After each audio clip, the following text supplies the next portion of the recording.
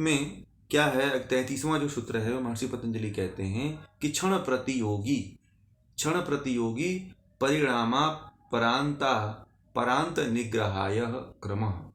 क्रम का जो स्वरूप है वो क्रम कैसा है वो इसके बारे में महर्षि पतंजलि यहाँ पे बता रहे हैं कि क्रम क्या है। तो उन्होंने कहा है कि क्षण प्रतियोगी मतलब क्षण का अनुसरण करने वाला। क्षण प्रतियोगी का तात्पर्य होता है क्षण का अनुसरण करने वाला।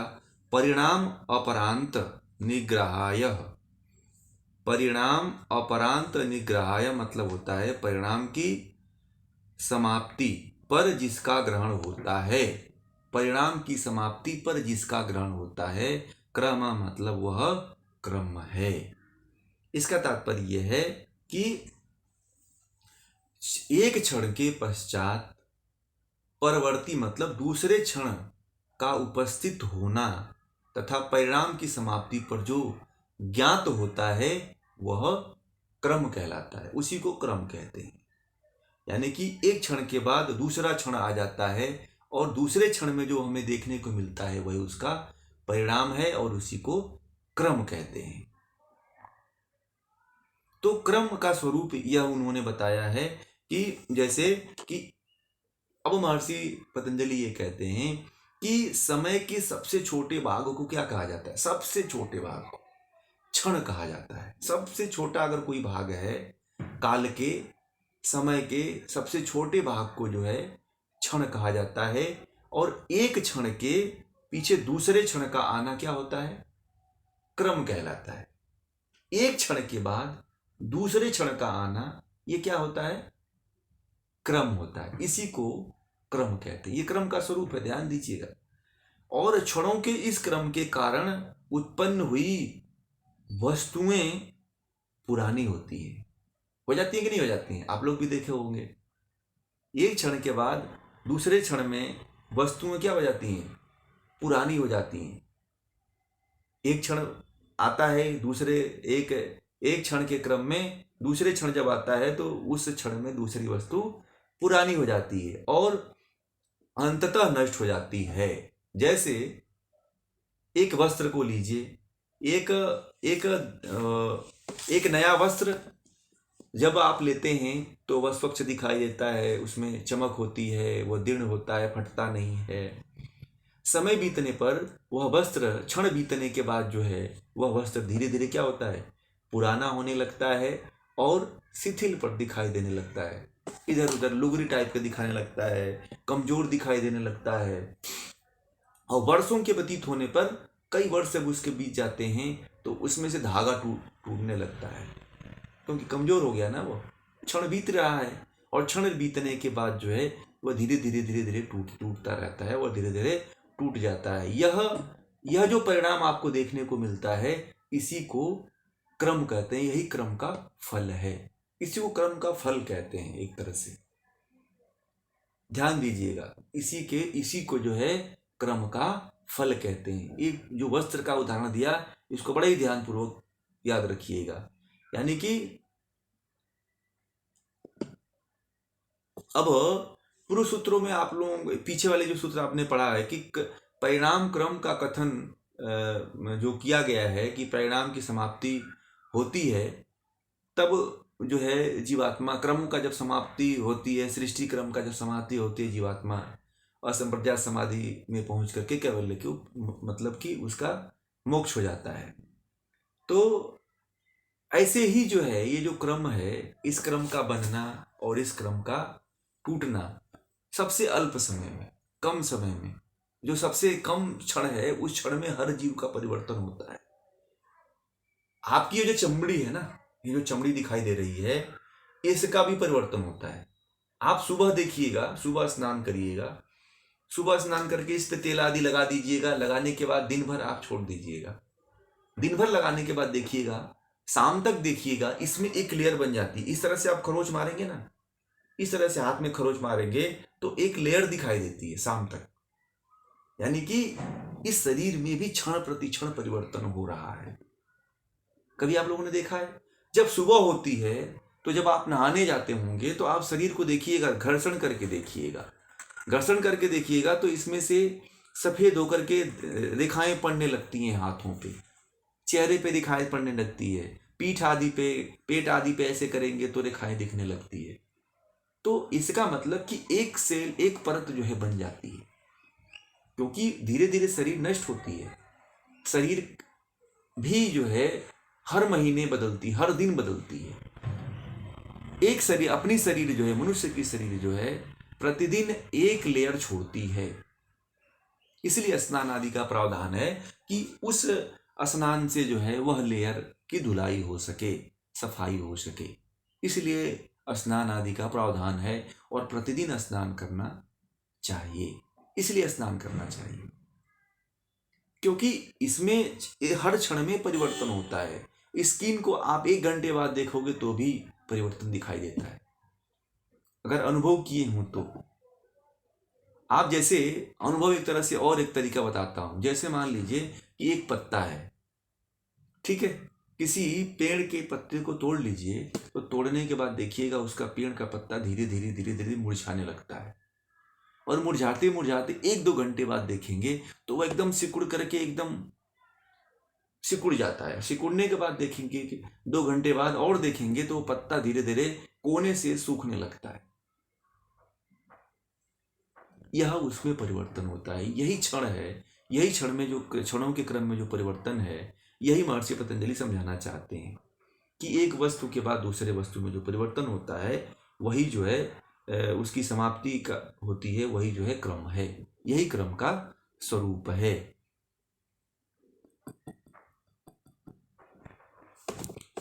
अब महर्षि पतंजलि ने एक बात समझाई, वेद व्यास जी ने। थोड़ा वेद व्यास जी के अनुसार थोड़ा जान लेते हैं कि ये क्या है। तो वेद व्यास जी ये कहते हैं कि जो है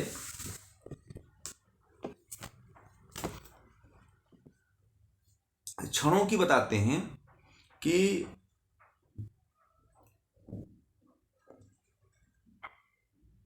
जो पदार्थ क्षणों का, यानी कि क्रम अनुसार जो है, कोई पदार्थ है तो वो पुराना होता है, नए से पुराना जब होता है तो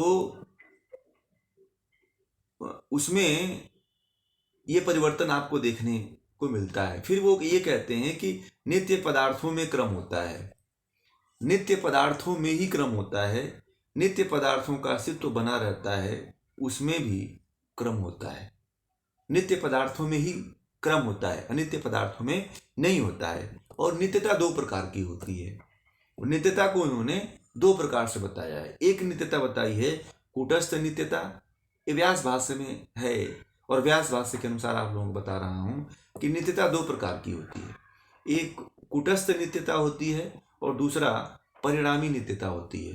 यानी कि कूटस्थ नित्यता जो होती है वह जीवात्मा और परमात्मा की होती है, और परिणामी जो नित्यता होती है वह सत रज तम 3 गुणों की होती है।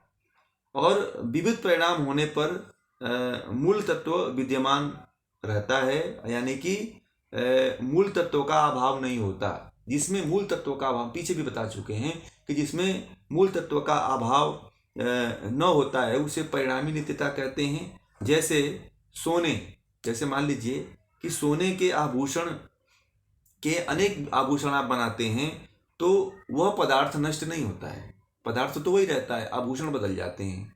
ये कान में के हैं, ये नाक के हैं, ये गले का है, तो इस तरह से आप उसके आभूषणों को बना सकते हैं, परंतु सोना तो सोना ही रहता है, वह नष्ट नहीं होता है। यह परिणामी नित्यता, इसीलिए इसको जो है परिणामी, क्योंकि परिवर्तन हो रहा है उसमें, परंतु नष्ट तो नहीं हो रहा है ना सोना, परिवर्तन हो रहा है परंतु नष्ट नहीं हो रहा है, इसलिए इसको परिणामी नित्यता कहा है। और किसी भी परिणाम का में जो परिवर्तन का न होना, अगर किसी परिणाम में परिवर्तन नहीं होता है तो उसे अपरिणामी नित्यता कहा गया है। उसे अपरिणामी नित्यता बताया है महर्षि पतंजलि ने। जैसे कि जीवात्मा और परमात्मा में कोई परिवर्तन नहीं होता है, इसीलिए इसको अपरिणामी कहा गया है। जीवात्मा को और परमात्मा को अपरिणामी कहा गया है। पीछे वाले सूत्रों में इसके बारे में मैंने व्याख्या कर चुका हूं, इसलिए इसमें लंबा समय मैं नहीं लूंगा। ठीक है, थोड़ा सा मैं यहाँ पे बताना चाहता हूँ कि ये यहाँ पे महर्षि पतंजलि ने, इस व्यास जी ने थोड़ा ऐसा इसमें इसका बहुत अच्छा जिक्र किया है, इसलिए बताने के लिए मैं थोड़ा सा चाह रहा हूँ, नहीं तो ये तो पूरा हो गया। थोड़ा सा और भी मैं चाहता हूँ कि आप लोगों को इसका और ज्ञान मिले। जैसे सत्वादि गुणों का धर्म है, धर्म बुद्धि आदि पदार्थों के परिणाम का अंतिम भाग से निश्चय करने पर, जैसे मान लीजिए कि ये जो सतरजतम है, फिर बुद्धि है, ये भी इनका भी परिवर्तन होता है, इनमें भी परिवर्तन होता है। महतत्व आता है, फिर अहंकार आता है, अहंकार के बाद पंच तन्मात्राएं, पंचमहाभूत, पंच ज्ञानेंद्रियां आदि ये आपको क्रम दिखाई देता है, इनमें भी परिवर्तन देखने को मिलता है।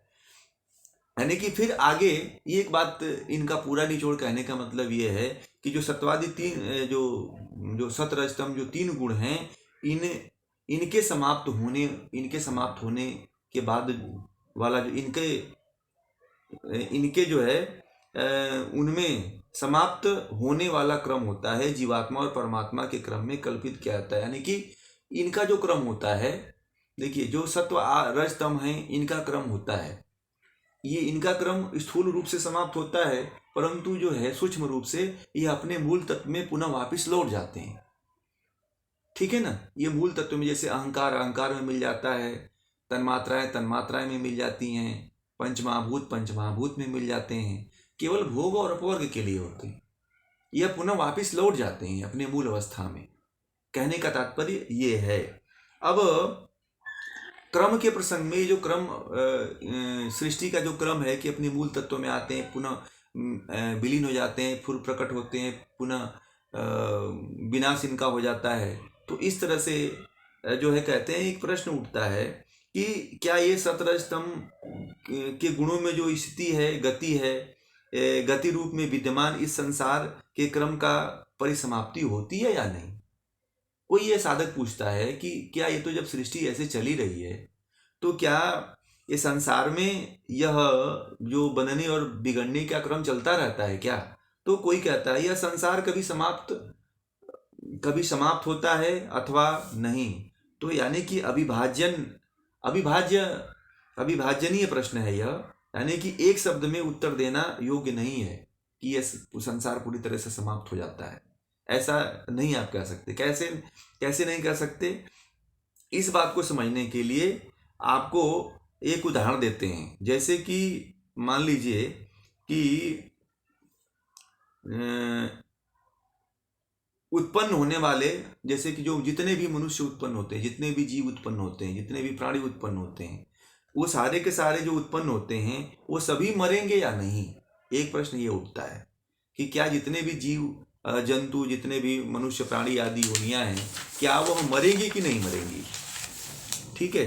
तो यह बात आती है कि उत्तर में आप यही कहेंगे कि हाँ, उत्पन्न होने वाले सभी मरेंगे और मरते भी हैं। आपने देखा भी होगा कि कोई ऐसा जीव नहीं है, कोई ऐसा पदार्थ नहीं है जो उत्पन्न होता है और नहीं मरता है।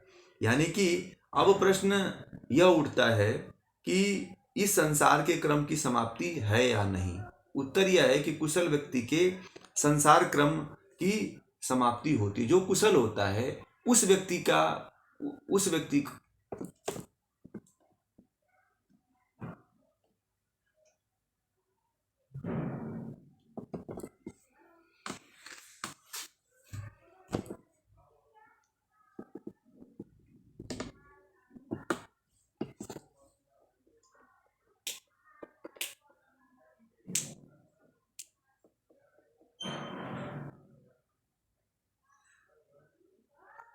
हाँ, जो कुशल व्यक्ति होता है वह व्यक्ति उस व्यक्ति का जो क्या होता है कि वह संसार सृष्टि का जो क्रम होता है उस क्रम को वह समाप्त कर लेता है, उस क्रम को वह नष्ट कर लेता है, क्योंकि वह जन्म मरण के चक्र से जो है मोक्ष की तरफ बढ़ जाता है, जन्म मरण के चक्र को समाप्त कर चुका होता है।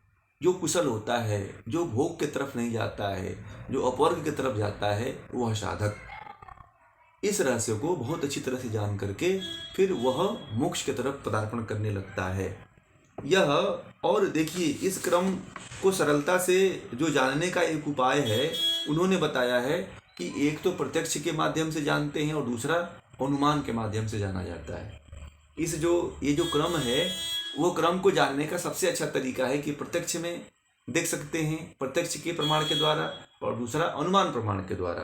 कि जैसे प्रत्यक्ष में आपने देखा कि जैसे मिट्टी बना, मिट्टी से पिंड बना, पिंड से घड़ा बना, घड़े से कंकड़ बन गया, ठीकरे बन गए, उससे फिर चूर्ण बन गया।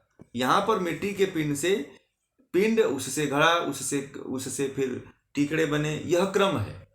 और यही क्रम जो है, ये एक के पश्चात दूसरे क्रम का बनना, यह प्रत्यक्ष रूप से आपने अपनी आंखों से देखा।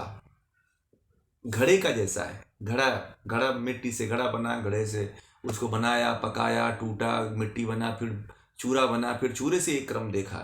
यही क्रम जो है प्रत्यक्ष रूप से आपने अपने आंखों से देखा। इस प्रत्यक्ष को देख करके भी कोई आत्मा चाहे तो मुक्ति की तरफ आगे बढ़ सकती है। ये जो क्रम आप देख रहे हैं, नहीं समझ में आ रहा है आपको सृष्टि का क्रम, तो महर्षि पतंजलि व्यास जी ये कहते हैं कि घड़े को देख लो। आप घड़े को देखो, घड़े को आपको नहीं पता होगा कि घड़ा क्या होता है।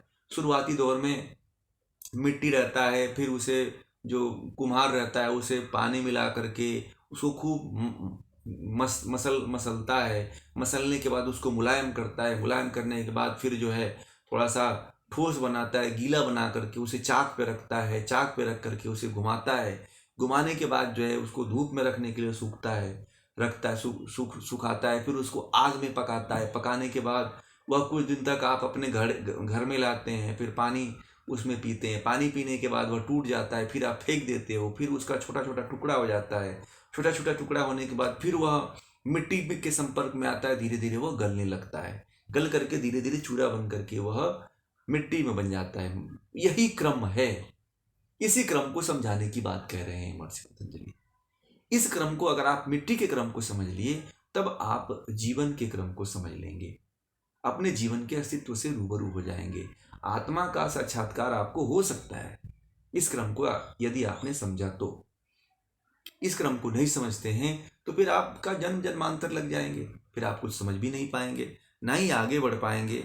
जैसे, और दूसरा अनुमान प्रमाण क्या है? अनुमान प्रमाण से कैसे क्रम को आप जानेंगे? जैसे मान लीजिए किसी वस्त्र की उत्पत्ति होने पर वह नवीन दिखाई देता है। जब कोई वस्त्र बनता है तो वह नया दिखाई देता है, परंतु धीरे धीरे वह पुराना होता जाता है।